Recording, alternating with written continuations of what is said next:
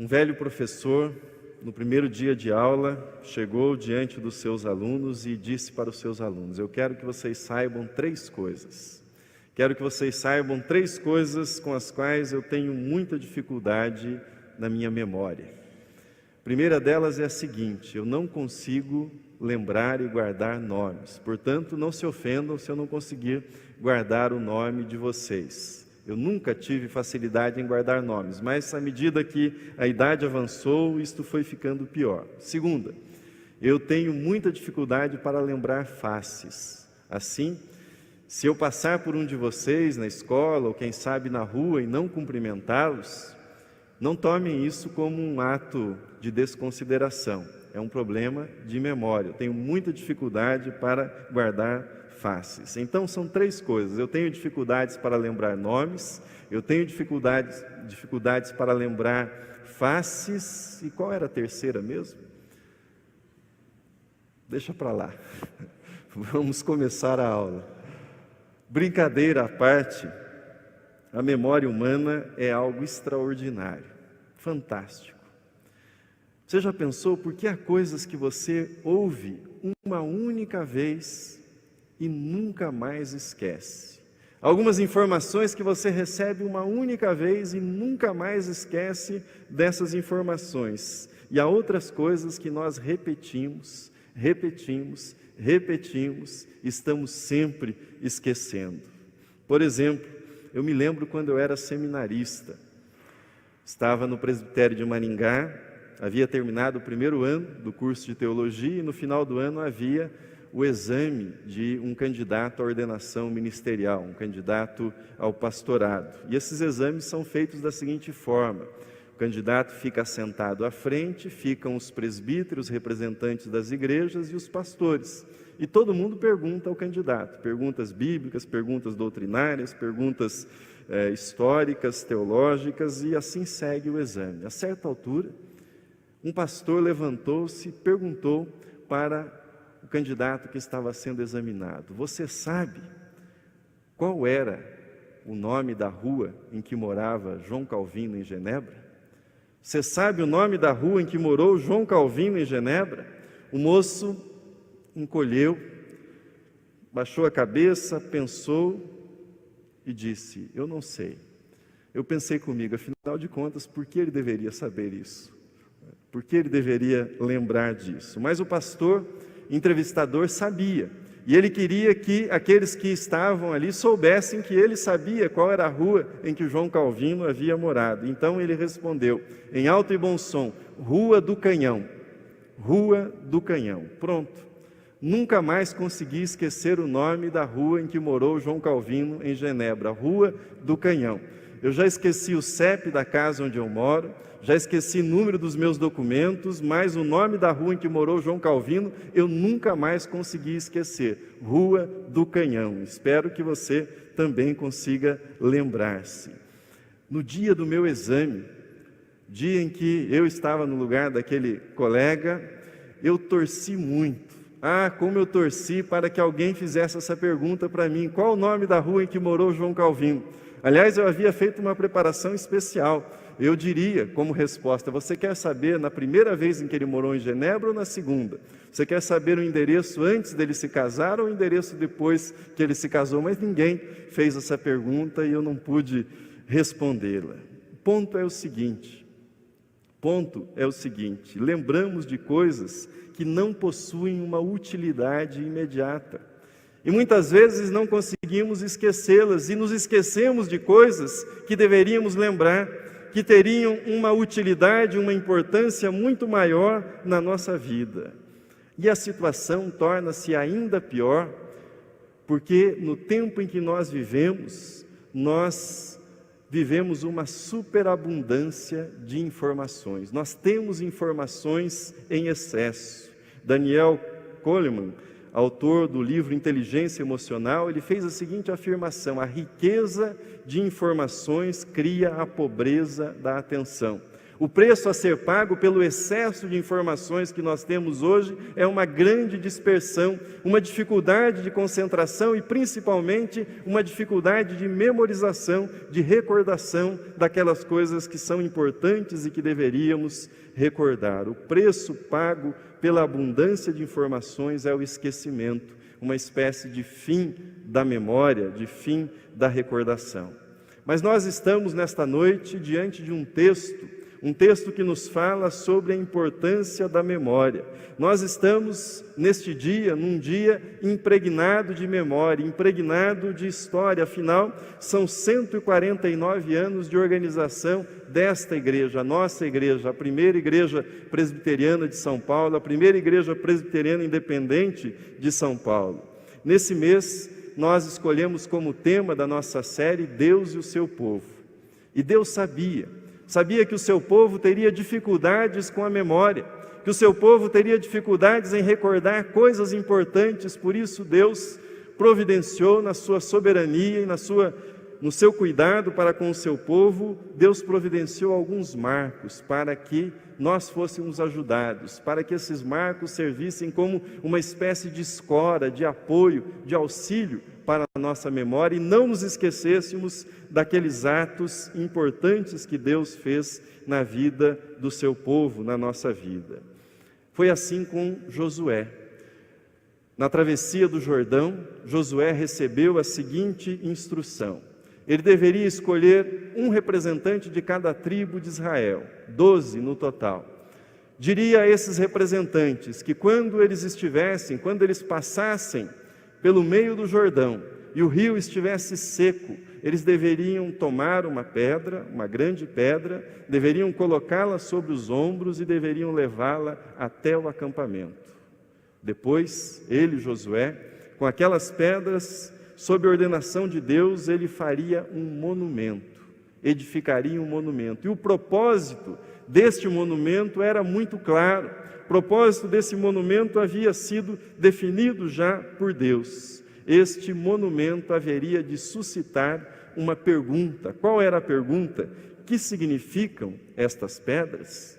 Que significam estas pedras? Perguntariam as gerações futuras. Os filhos que ainda haveriam de nascer levantariam esta pergunta: que significam estas pedras? Então, o pai deveria responder ao seu filho o que significavam aquelas pedras. O avô deveria responder ao seu neto o que significavam aquelas pedras. E o que é que eles responderiam?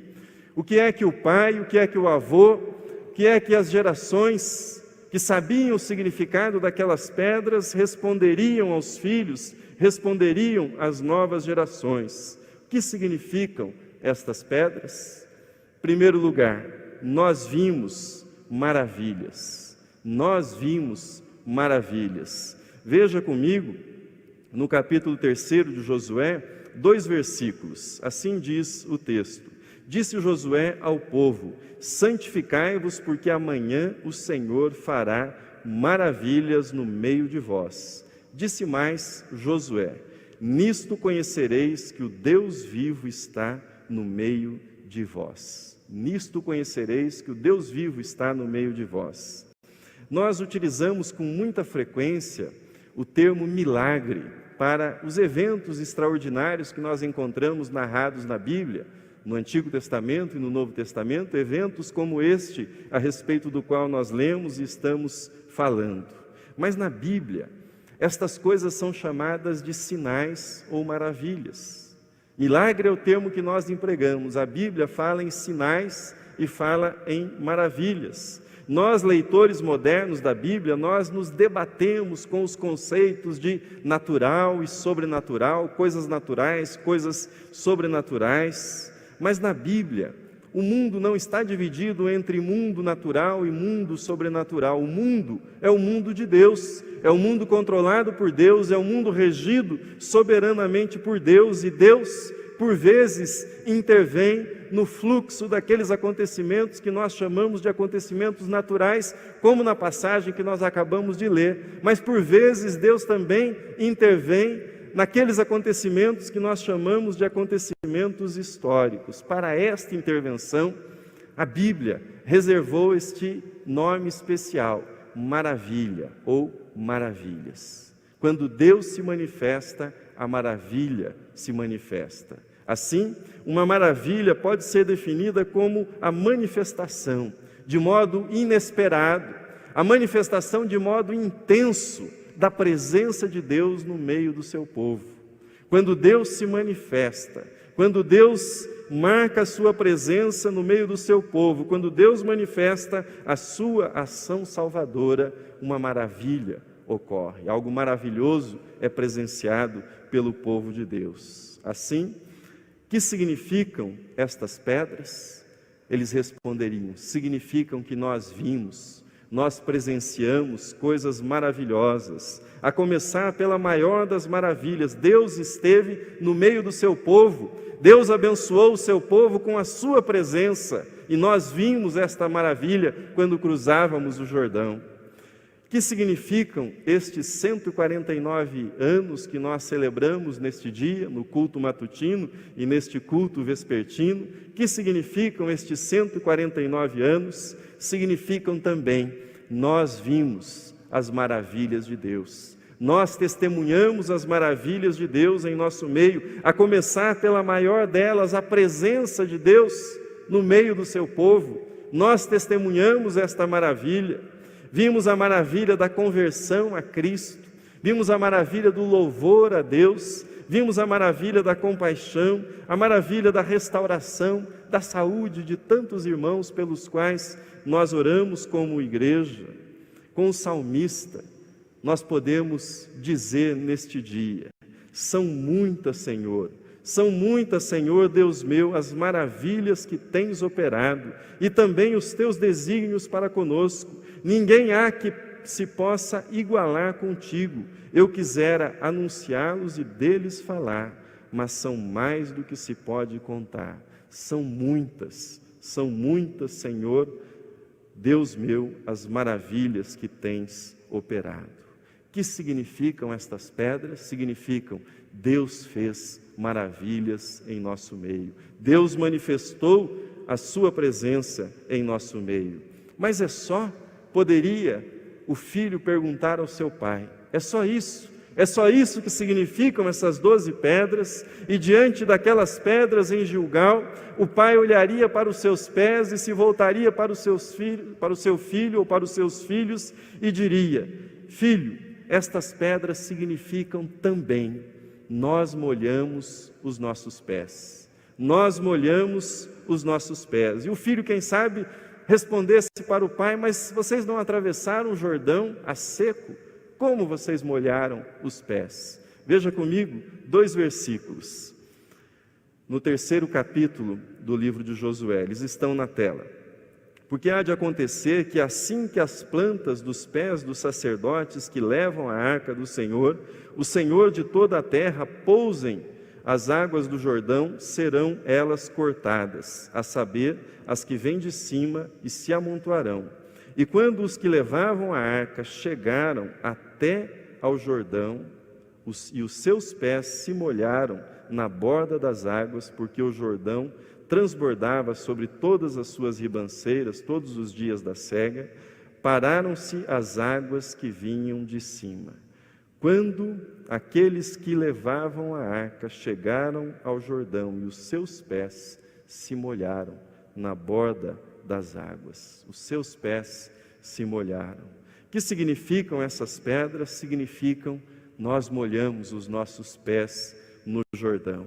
Para que o Jordão se abrisse, alguém precisou, e eram sacerdotes neste caso, alguém precisou tocar a água com seus pés. E esse gesto, essa atitude, esse passo, foi sobretudo um passo de fé. O que os sacerdotes e Josué estavam fazendo naquele momento, eles estavam dizendo: nós confiamos em Deus, nós confiamos em Deus, que Deus abrirá um caminho onde não há caminho, que Deus nos fará passar através dessas águas. Nós confiamos em Deus. Veja a definição de fé que está registrada na carta aos Hebreus. Ora, a fé é a certeza de coisas que se esperam, a convicção de fatos que se não veem. Na nova aliança, na aliança em Cristo, não há mais sacerdotes como no Antigo Testamento, nem sequer há templo como no Antigo Testamento. O Santo dos Santos está aberto a cada cristão pela mediação de Jesus Cristo, e nesse sentido todos nós somos sacerdotes, porque o privilégio que cabia aos sacerdotes agora foi franqueado a todos nós pela mediação de Jesus Cristo. Com isto eu quero dizer-lhe, toda vez que você intercede pela sua igreja, você está molhando os seus pés. Todas as vezes que você aceita um desafio lançado pela igreja, um desafio de fé, você está molhando os seus pés. Toda vez que você deixa a sua comodidade e assume o seu compromisso, doa o seu tempo, doa da sua vida para servir na igreja, para servir no reino de Deus, você está molhando os seus pés. Todas as vezes que um ministério, como o Ministério Mães em Oração, se reúne na capela e ora pelos filhos, ou as mães oram a cada dia em casa pelos filhos, pelos seus filhos e por aqueles que são filhos da igreja, elas estão molhando os pés. Quando o ministério de intercessão, como fizemos nessa manhã, se reúne às 9 horas na capela, intercede pelos enfermos, intercede pela igreja, e quando eles saem de lá e vêm aqui para o templo, eles chegam aqui com os pés molhados. Eles estão exercitando a fé, eles estão praticando a fé, estão confiando em Deus, que Deus fará maravilhas, que Deus responderá às orações. Que significam estas pedras? Significam que nós molhamos os pés, nós caminhamos pela fé em Deus. Que significam estes 149 anos da nossa igreja? Significam que em 5 de março de 1865, na província de São Paulo, os nossos irmãos molharam seus pés. Que significam esses 149 anos? Significam que na noite de 31 de julho de 1903, os nossos irmãos molharam seus pés. Que significam esses 149 anos? Significam que os nossos irmãos, quando deixaram o templo na 24 de maio e vieram aqui para a rua Nestor Pestana, eles molharam seus pés. Esses 149 anos significam que os nossos irmãos, quando lançaram a pedra fundamental desta catedral belíssima, na qual nós adoramos nesta noite, eles molharam seus pés, porque realizaram um gesto de fé, tiveram uma atitude corajosa baseada na fé. E para organizar as 21 igrejas que nós receberemos ao longo deste ano, os nossos irmãos molharam seus pés, exercitaram a fé. Você que é membro desta igreja, você que congrega conosco, você é chamado também a molhar os seus pés, você é chamado a dar esse passo da fé para que novas conquistas sejam realizadas para a glória e louvor de Deus. Mas talvez o filho perguntasse, mas é tudo isso, ou é apenas isto que significam estas pedras? E o pai, com paciência, se voltaria para o seu filho e diria, não, meu filho, há mais significado nessas pedras, há mais coisas nessas pedras e eu quero falar a respeito delas para você. Estas pedras também significam, nós lutamos unidos, nós lutamos unidos. Veja comigo no capítulo 4, os versículos 11 e 12. Assim dizem, tendo passado todo o povo, então passou a arca do Senhor e os sacerdotes à vista de todo o povo. Passaram os filhos de Ruben e os filhos de Gade e a meia tribo de Manassés, armados na frente dos filhos de Israel, como Moisés lhes tinha dito. Por que somente os filhos de Ruben, os filhos de Gade e a meia tribo de Manassés foram mencionadas aqui? Por que não foram mencionadas as 12 tribos? Afinal de contas, não eram 12 as tribos de Israel? Será que essas 3 tribos fizeram um lobby, pagaram o autor sagrado para que somente o nome delas aparecesse com destaque na travessia do Jordão? A razão é a seguinte, estas 3 tribos trabalhavam com rebanhos e elas haviam feito um pedido, uma solicitação especial para Moisés. A solicitação que elas fizeram para Moisés era a seguinte, que elas pudessem ficar do lado oriental do Jordão, na chamada Transjordânia, que elas não precisassem cruzar o Jordão e buscar terras do outro lado, porque as terras daquele lado eram propícias para o gado, para os rebanhos que eles cuidavam. Moisés consentiu. Moisés deu essa permissão para essas 3 tribos, mas Moisés fez uma exigência. Na verdade, Moisés exigiu que as 3 tribos fizessem um juramento, e o juramento era este: que quando chegasse a hora, quando chegasse o momento de entrar em Canaã, de entrar na terra prometida, elas cruzariam o Jordão, e elas entrariam e lutariam ao lado das demais tribos, e não exigiriam terra do outro lado do Jordão. E nesta passagem, no texto que nós lemos, é exatamente isto que está sendo cumprido. Que significam estas pedras? Significam: nós lutamos unidos. No dia em que nós cruzamos o Jordão, as 3 tribos que estão do outro lado do Jordão estiveram do nosso lado e cruzaram o Jordão conosco. O salmista proclama: ó, como é bom e agradável viverem unidos os irmãos. Jesus, na sua oração sacerdotal, priorizou a unidade da igreja ao dirigir-se ao Pai, dizendo: não rogo somente por estes, mas também por aqueles que vierem a crer em mim, por intermédio da sua palavra, a fim de que todos sejam um.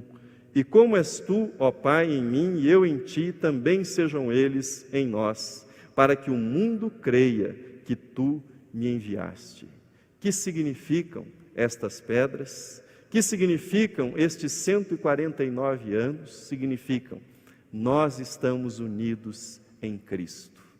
Nós estamos unidos em Cristo. E unidos em Cristo, nós devemos lutar lado a lado, pela defesa do Evangelho, pela expansão do reino de Deus e para a promoção da glória de Deus por meio da nossa vida enquanto igreja, enquanto membros do corpo de Cristo. Mas há uma última coisa que estas pedras que foram edificadas em Gilgal, em monumento, significam. Estas pedras, diria o pai para o seu filho, significam: nós pensamos em vocês. Nós pensamos em vocês. Veja comigo os versículos 20 e 22 do 4º capítulo. Assim dizem: as 12 pedras que tiraram do Jordão, levantou-as Josué em coluna em Gilgal, e disse aos filhos de Israel: quando no futuro vossos filhos perguntarem a seus pais, dizendo: que significam estas pedras? Fareis saber a vossos filhos, dizendo: Israel passou em seco este Jordão. Aquelas 12 pedras não eram um monumento ao passado apenas. Aquelas 12 pedras eram um monumento para as gerações futuras. Por isso o texto diz: quando no futuro teu filho te perguntar. Quando no futuro teu filho te perguntar: que significam estas pedras? Para que a fé cristã sobreviva, não basta ter passado, não basta ter história, não basta ter uma bonita história para ser contada. Além do passado, é preciso saber projetar um futuro para o nosso passado. É preciso colocar este passado numa perspectiva de futuro. É preciso criar pontos de encontro, pontos de convergência, pontos de diálogo entre o passado e o futuro, entre as velhas gerações e as novas gerações. Era isto que este monumento significava. Antes e acima de tudo, era um ponto de encontro. O memorial de Gilgal não era autoexplicativo. Nada estava escrito nele, ele não explicava aquilo que havia ocorrido, ele era instigativo. Ele instigava ao diálogo, à conversa, a que a fé fosse compartilhada com as novas gerações. Quero fazer uma pergunta para vocês. Quem de vocês estava nesta igreja em março de 1965? As mulheres não precisam se preocupar com a idade. Quem estava aqui em março? Alguns irmãos. poucos comparados ao grupo, mas felizmente alguns irmãos que estavam aqui ainda estão aqui adorando a Deus. Provavelmente, pouquíssimos de nós, pouquíssimos estaremos aqui quando a primeira igreja celebrar seu segundo centenário, 2065. Pela graça de Deus, nós esperamos que todos nós, todos vocês e outras pessoas estejam aqui no ano que vem, no Sesc Centenário, março de 2015. Mas 2065, segundo centenário da igreja, quantos de nós estaremos aqui? Quantos de nós? Mas ouça-me, nós estamos cuidando da geração ou das gerações que estarão aqui em 2065. E você, de algum modo, estará aqui em 2065 pelo trabalho que você está fazendo hoje em favor das novas gerações. A nossa visão é Cristo para as novas gerações, mas o que significa Cristo para as novas gerações? Que nós queremos levar a mensagem de Cristo às novas gerações e queremos trazê-las para Cristo. Queremos que Cristo seja o legado para as novas gerações, que sejam convertidas a Cristo, que sejam consagradas a Cristo, que amem a Cristo, que sirvam a Cristo com toda alegria. Nós fazemos isto por meio de um processo na nossa igreja, que consiste em decisão. No banco está o cartão da decisão, uma decisão clara de seguir a Jesus Cristo, de tornar-se um discípulo de Jesus Cristo, conexão, vínculos com as pessoas que estão na igreja, formação da mente e do coração com a palavra de Deus e missão, serviço, doação, ministério, trabalho no reino de Deus.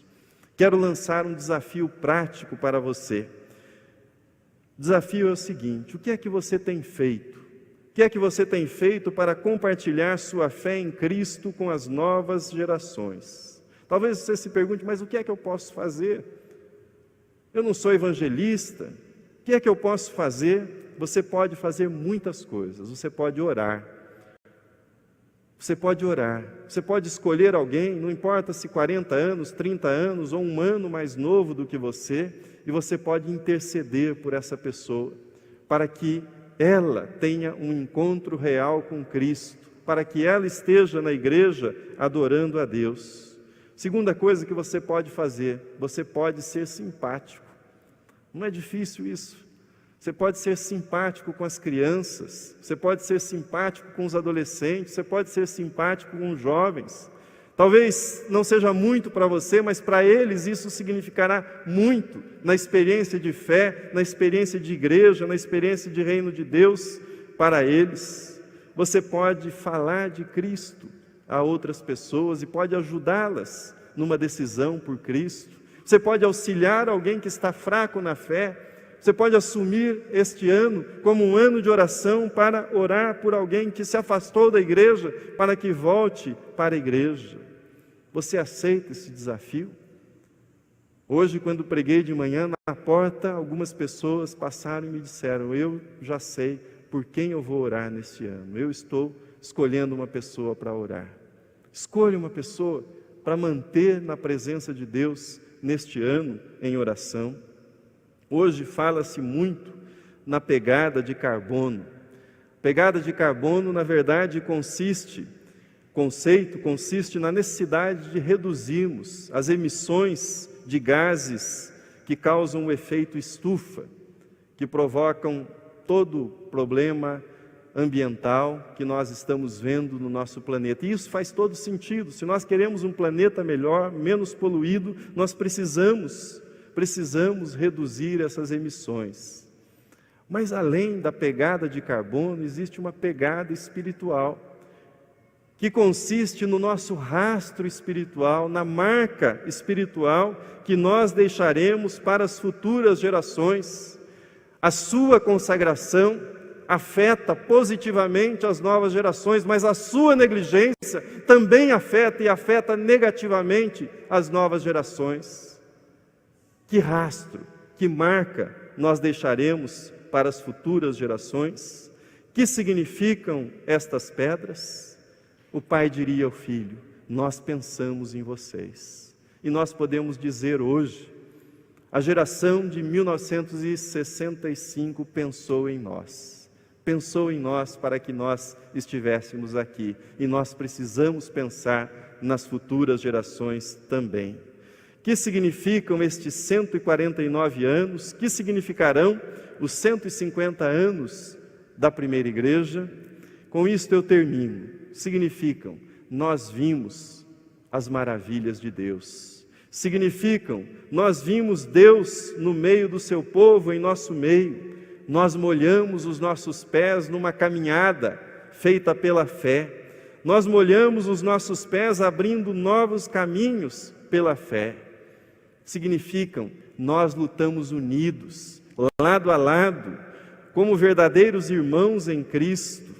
Nós pensamos naqueles que viriam depois de nós. Nós estamos enxergando hoje, pela fé, aqueles que estarão aqui quando nós estivermos com o Senhor. Nós estamos enxergando hoje aqueles que estarão aqui quando nós estivermos com o Senhor. Que significam estas pedras? Você não precisa lembrar a rua em que João Calvino morava, mas você precisa lembrar. Você não pode esquecer o que significam estas pedras. O que significam estes 149 anos da nossa igreja? Nós responderemos diante de Deus com a nossa vida, se nós entendemos o significado destes 149 anos. Que Deus nos abençoe.